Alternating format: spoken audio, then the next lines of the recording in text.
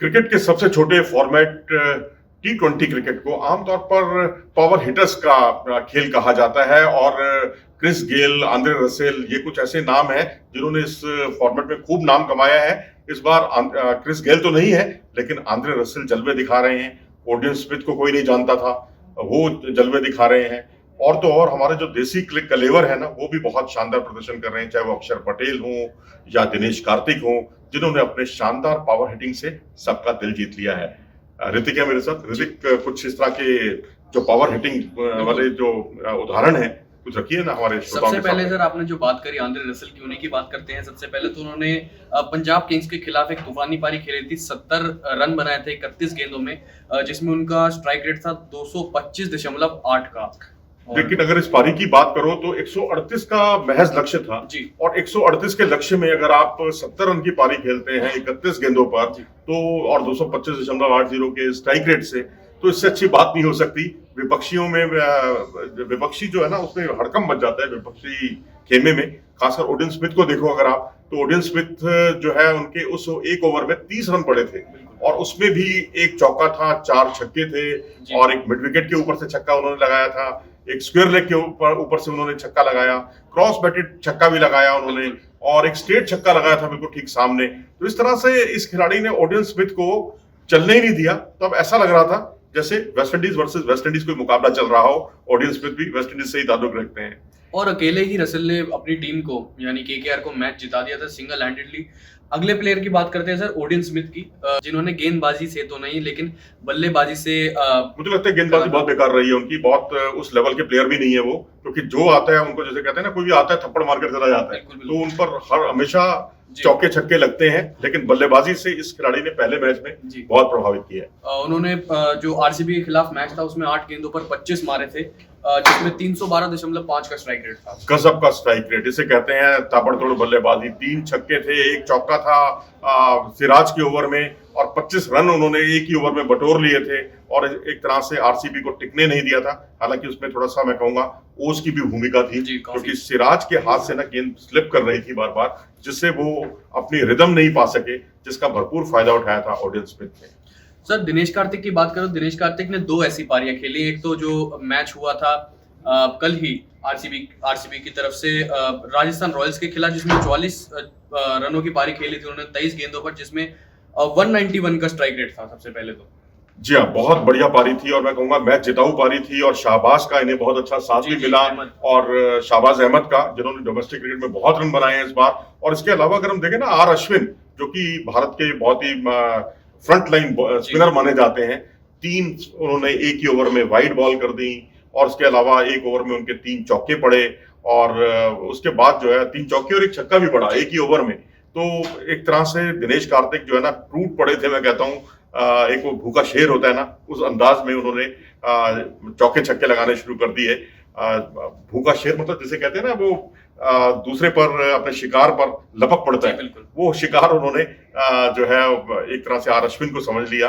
3 चौके एक छक्का एक ओवर में और शानदार उनकी बल्लेबाजी रही। और हालांकि शाहबाज आउट हो गए थे, लेकिन उसके बावजूद अंत तक लेकर गए। और जो दूसरे मैच की आपने बात की, उसमें मेरे ख्याल डबल 200 का स्ट्राइक रेट था शायद। जी, लेकिन वो पंजाब किंग्स के खिलाफ था आरसीबी का मैच, जिसमें 14 गेंदों पर 32 रन बनाए थे, जिसमें 228 का स्ट्राइक रेट था इनका। गजब। और एक में शायद 7 गेंद पर 14 रन भी कुछ एक पारी थी, जिसमें बहुत ताबड़तोड़ अंदाज में केकेआर के खिलाफ थी वो पारी। लेकिन सर अब बात करें अक्षर पटेल की, जो दिल्ली से खेल रहे हैं, उन्होंने भी 17 गेंदों पर 38 बनाए थे, लेकिन वो नॉट आउट गए थे। सबसे बड़ी खूबी ये है कि नॉट आउट गए थे अक्षर पटेल, जो कि ऑलराउंडर हैं। मुंबई इंडियंस के खिलाफ था, 223 का स्ट्राइक रेट था उनका भी। देखिए, अक्षर पटेल जो है वो एक ऐसा एक न्यू सेंसेशन के तौर पर भारतीय क्रिकेट में अवतरित हुए हैं, क्योंकि पीछे टेस्ट क्रिकेट में मुझे याद है कानपुर में उन्होंने बहुत ही ताबड़तोड़ बल्लेबाजी की थी। एक उन्होंने हाफ सेंचुरी बनाई, दूसरी में पारी घोषित हो गई, नहीं तो वहां भी वो अपनी हाफ सेंचुरी बना लेते। लेकिन जिस आक्रामक लहजे से वो खेल रहे थे, वो वास्तव में काबिले तारीफ था। सबका उन्होंने दिल जीत लिया। यहाँ पर भी उन्होंने, जैसा कि ऋतिक ने बताया आपको, कि यहाँ वो नॉट आउट रहे और जिस तरह कॉन्फिडेंस से गेंद को बल्ले के बीचों बीच लेते हैं, उनकी ये खूबी वास्तव में अजूबी है। और मैं तो कहूंगा कि अगर रविंद्र जडेजा किसी वजह से उपलब्ध ना हो पाए, तो उनका एक अच्छे कवर के तौर पर वो टीम का हिस्सा बन सकते हैं। इसके अलावा है संजू सैमसन की पारी, लेकिन टीम हार गई थी वो मैच। कोई नहीं, चौके छक्कों में सबकी दिलचस्पी है, बताइए कोई बिल्कुल। चौके छक्के कितने लगाए? 55 रन उन्होंने बनाए थे 27 गेंदों में, जिसमें उनका स्ट्राइक रेट था 203.70 का। गजब का। किसी भारतीय खिलाड़ी का अगर 200 से ऊपर का स्ट्राइक रेट होता है तो आप देखो, अकेला चना तो भाड़ फोड़ नहीं सकता कि अकेला उन्होंने ही पूरा ठेका ले रखा है कि मैच जिताने का, और खिलाड़ी भी है टीम में। अब आप 50 भी बना रहे हैं और हाफ सेंचुरी में आपकी 200 का स्ट्राइक रेट भी आपका बना हुआ है उससे प्लस का, तो मैं समझता हूं कि ये बाकी अन्य खिलाड़ियों से ज्यादा आक्रामक खेले हैं।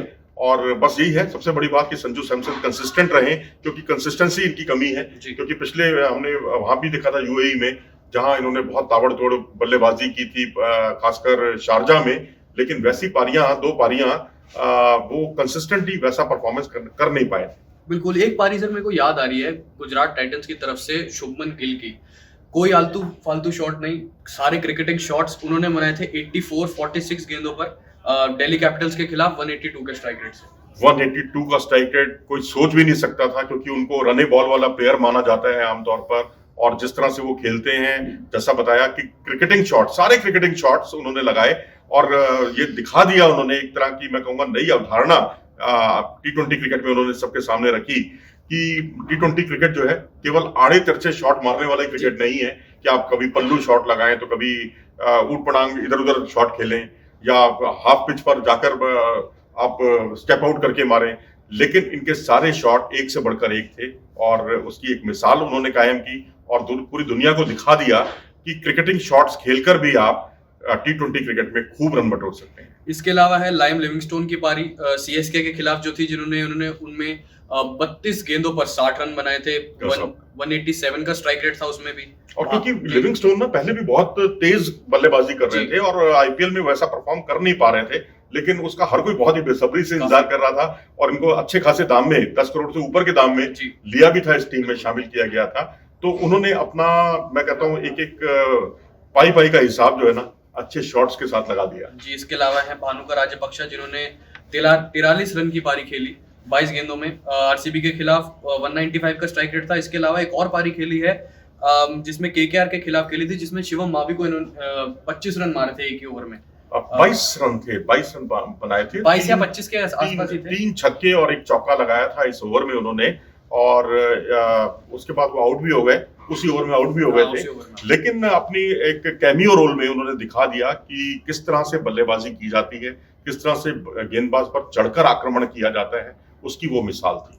जी, और इसी के अलावा शिवम दुबे की पारी भी आती है, उन्होंने 97 रन बनाए थे 30 गेंदों पर, लेकिन मैच नहीं जिता पाए थे। और यही कुछ वाशिंगटन सुंदर की भी एक पारी थी ना ऐसी, 14 गेंदों पर 40, लेकिन मैच नहीं जिता पाए। तो इसलिए कहीं ना कहीं वो हाशिए पर चली जाती हैं इस तरह की पारियां।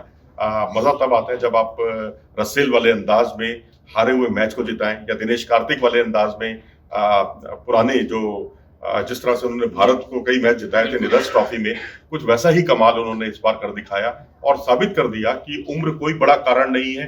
बढ़ती उम्र में भी खिलाड़ी में अगर जज्बा हो, जोश हो, तो वो हर बड़ा काम कर सकता है, वही काम जो अपने युवावस्था के दिनों में वो किया करते थे। जी, तो सर इतना ही थे अभी हमारे पास फिलहाल पावर हिटर्स की लिस्ट। तो उम्मीद कीजिए कि अब पावर हिटर्स जो हैं आगे भी जलवे दिखाएंगे, और आपको अब रसेल और ओडियन स्मिथ या राजपक्षे या हेटमायर या यही सभी नहीं मिलेंगे, और भी कई खिलाड़ी आपको मिलेंगे। आप हेटमायर की पारी शायद भूल रहे हैं। बिल्कुल हेटमायर ने मुझे पोलार्ड पर उन्होंने जो है बहुत ही शानदार 2 चौके और 2 छक्के लगाए थे एक ही ओवर में, और 14 गेंदों पर उन्होंने 35 रन की पारी खेली थी 250 के स्ट्राइक रेट से।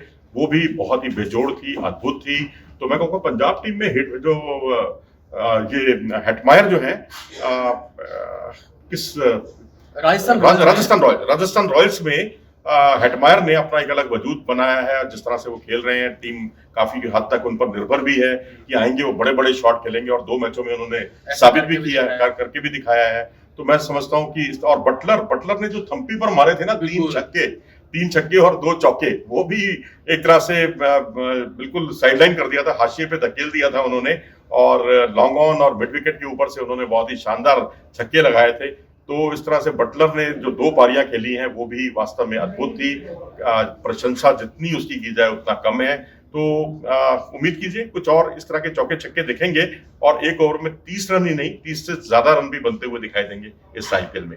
फिलहाल हमारी इस पेशकश में इतना ही। अगर आपको ये वीडियो पसंद आया हो तो इसे लाइक करें और हमारे चैनल को सब्सक्राइब भी करें। नमस्कार।